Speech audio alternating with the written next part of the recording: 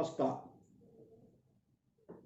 मैं सरोज साहू आपको मेरे चैनल सरोज साहू टॉक्स में फिर से स्वागत करता हूँ। दोस्तों,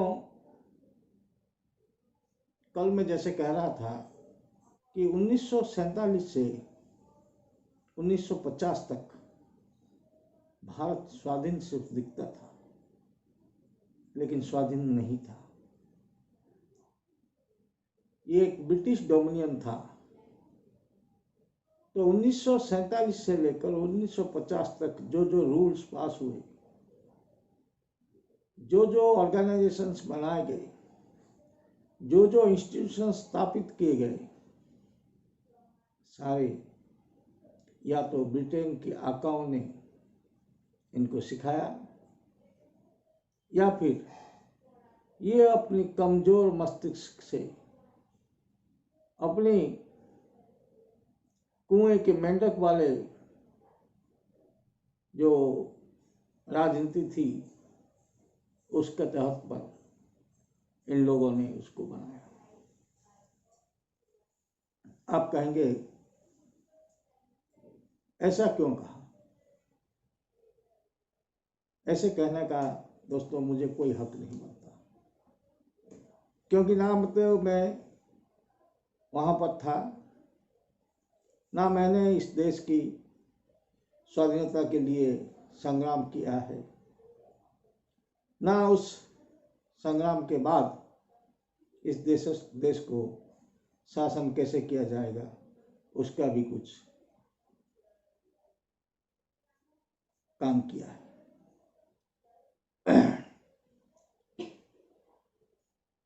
तो जिन लोगों ने ये किया, उन लोगों ने किस आधार पर किया? जो लोग संविधान को लिखे वो किस आधार पर उसको लिखे? जहां जहां पर लोग थे कांग्रेस के, जो लोग या तो नेहरू को पहचानते थे या कांग्रेस पार्टी से बिलोंग करते थे, या फिर महात्मा गांधी की जो मार्च निकलता था, दांडी मार्च, ये मार्च, वो मार्च, सत्याग्रह, इसमें शामिल होते थे, उन लोगों को लेकर ये चीज एक सभा बनाई गई जिसे कहा गया संविधान सभा। और संविधान सभा में सबसे ज्यादा थे वकील, इसलिए that's why the constitution is called very friendly of the lawyers. वकीलों का संविधान के ऊपर बहुत गहरी पैठ होता है, क्योंकि उनको मालूम है कहां पर क्या लिखा गया है, कहां पर क्या छोड़ा गया है, कहां कहां पर लूप होल्स हैं जिसको बदला जा सकता है। तो दोस्तों, जब संविधान बन रहा था, जब संविधान के लिए कुछ चीजें अमेरिकन कॉन्स्टिट्यूशन से लिया गया, कुछ चीजें ब्रिटिश कॉन्स्टिट्यूशन से लिया गया, कुछ चीजें इधर उधर से लिया गया, और कुछ चीजें इस मिट्टी का रंग रखने के लिए मिलाया गया। ये एक ऐसा किंबुत किमाकार एक चीज बना जिसको बाद में याद रखना खुद संविधान प्रणेताओं के हाथ में नहीं था। इसलिए तो संविधान जब लिखना खत्म हुआ, जब वो संविधान टेबल हुआ, उसमें ढेर सारा चेंज सरकार ने कर दिया। आज वो लोग नहीं हैं। और तब भी जब वो लोग थे, उन लोगों ने भी सोचा कि हमने ये तो नहीं बदला था, लेकिन कोई और कमिटी होगी जिसने इस चीज को चेंज कर दिया है। इतना कंपार्टमेंटलाइज कर दिया गया था, इतने भागों में उसको डिवाइड कर दिया गया था कि कोई नहीं जान पाया सरकार ने उसमें क्या क्या अपनी तरफ से मिला दिया और क्या क्या कहाँ कहाँ उसको खुला छोड़ दिया।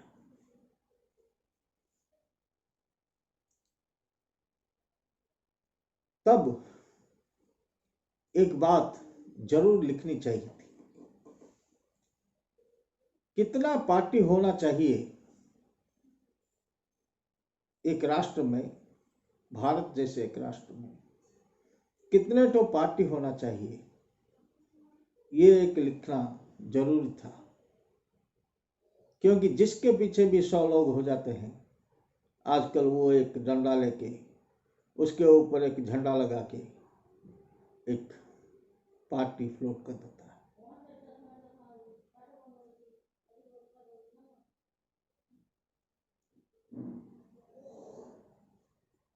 तो दोस्तों, ये अगर ऐसा चलता रहा,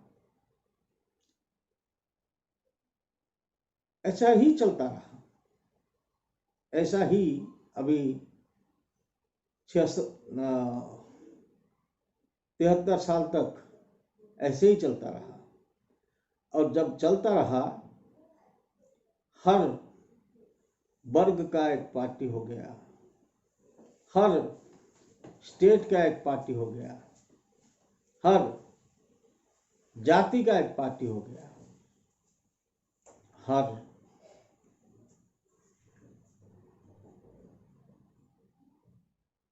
तरह के लोगों का एक एक पार्टी हो गया। और जब इलेक्शन लड़ने की बारी आती है, तो ये सारी पार्टियां अपने अपने दम पर, अपने अपने लोगों के उछाल पर, अपने अपने कसबल पर यहां उतर जाते हैं। और जब 1, 2, 3, 4 सीट जीत जाते हैं, तो उसका घोड़े जैसे भाव करना शुरू करते हैं।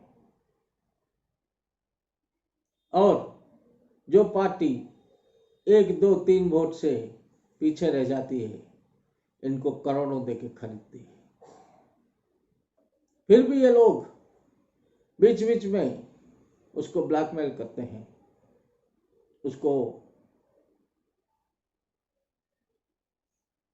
उससे अपने मनमांगी काम करवाने के लिए, कहीं तक भी जाने के लिए ये लोग राजी हैं। इसलिए ऐसा कुछ लिखना जरूरी था, ऐसा कुछ लिख देना जरूरी था तभी कि जो लोग अनपढ़ हैं, वो लोग दूसरों के लिए लीड करने के लायक नहीं रहेंगे, या जिनके बच्चे ज़्यादा हैं वो लोग दूसरों को लीड करने के लिए लायक नहीं रहेंगे। ऐसी चीज़ें लिख देना चाहिए था। लेकिन अगर लिखा भी जाता तो ये लोग बदल देते उसको, ये लोग अमेंड कर देते, क्योंकि इन लोगों के सामने हम जो सोचते हैं, भारतवासी जो सोचते हैं कि संविधान को एक भगवान मानते हैं, नेता उसको वैसा नहीं सोचते। नेता उसे खरीदा हुआ गुलाम समझते हैं, जिसको अगर उनके साथ वोट है तो वो जैसे चाहे उसको नचा सकते हैं। इसीलिए दोस्तों, आज ये देश इस जगह पर है। हम लोग नाकामयाब नहीं है, हम लोग किसी चीज का कोई चीज ऐसा नहीं है कि हम लोग कर नहीं सकते, लेकिन हम लोग कभी कभी ऐसा होता है, हम आंखों के सामने देखते हैं कि क्या हो रहा है, लेकिन फिर भी हम कुछ नहीं कर सकते, क्योंकि ये डेमोक्रेसी है जिसके साथ जितने वोट पड़े हैं उससे सबसे ज्यादा, मतलब अगर 100 लोग हैं, 10 लोगों ने वोट दिया, 4 तो कैंडिडेट हैं, जिसको 3 वोट आए और 2-2 वोट 3 लोगों ने लिया, तो 3 वोट लेने वाला 100 लोगों को लीड करेगा। कितना गंदा हो गया है और कैसा गंदा है। ऐसे में तो उस वोटिंग को, उस इलेक्शन को नाकारा कर देना चाहिए था। और अब सरकार एक ऐसा नियम लाया है जिसका नाम है नोटा। ये आपको पोटा जैसा लोटा है। जैसे लोटे की जरूरत पड़ती है, वैसे ही नोटे की जरूरत नहीं पड़ती। ये नोटा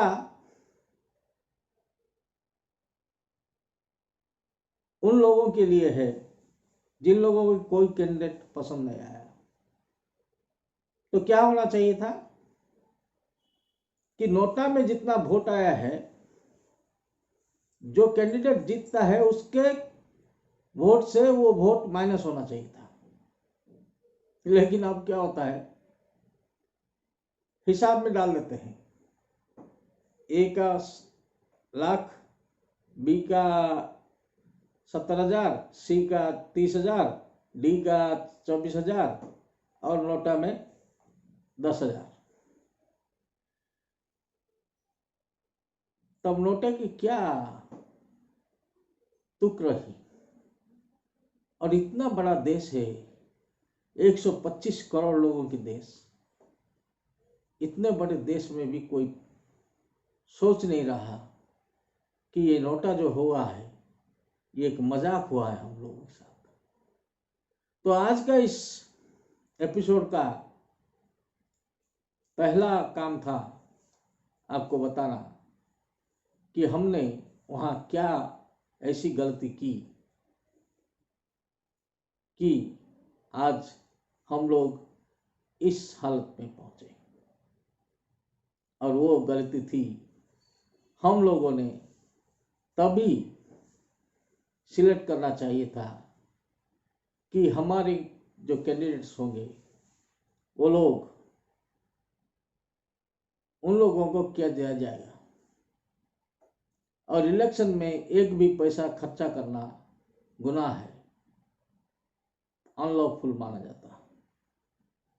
और गरीब से गरीब आदमी को भी इलेक्शन में खड़े होने की ताकत दी जानी चाहिए थी, क्योंकि उसके बाद देखा गया जितने राजा राजड़ा थे, जमींदार थे, ठेकेदार थे,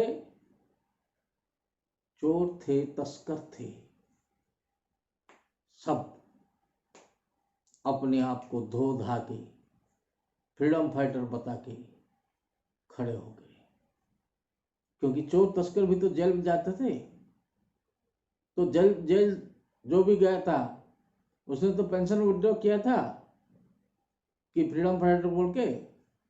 कोई ना कोई चोर भी इधर होता जो लिख के दे देता कि हाँ ये हमारे साथ होता था। और सारे खड़े हो गए कि हम जीतेंगे, हम जीतेंगे, हम शासन करेंगे। और शासन किया भी। ऐसे एक युग के बाद, 200 साल के बाद, ब्रिटिशरों के चुंगल से निकलने के बाद हम लोग अपने ब्रिटिशरों के चुंगल में आ गए। क्योंकि इनके पास भी तब वैलिड ब्रिटिश पासपोर्ट्स थे। इतना देर मुझे सुनने के लिए मैं आपको धन्यवाद देता हूं। अगले सेशन में हम सुनेंगे कि किस तरह यही चीजें आगे जाकर इतनी गंदी हो गई कि अब तक न नाला साफ हुआ, न परनाला साफ हुआ, और इन नालों और परनालों से गंगा तक गंदी हो गई। नमस्कार सर्वोत्तम। अगर आपको वीडियो पसंद आया है तो लाइक कीजिए, अगर दोस्तों को दिखाना चाहते हैं तो शेयर कीजिए, अगर मेरी बातें आपको अच्छी लगती हैं तो सब्सक्राइब कीजिए और बेल बटन को दबा दीजिए। धन्यवाद।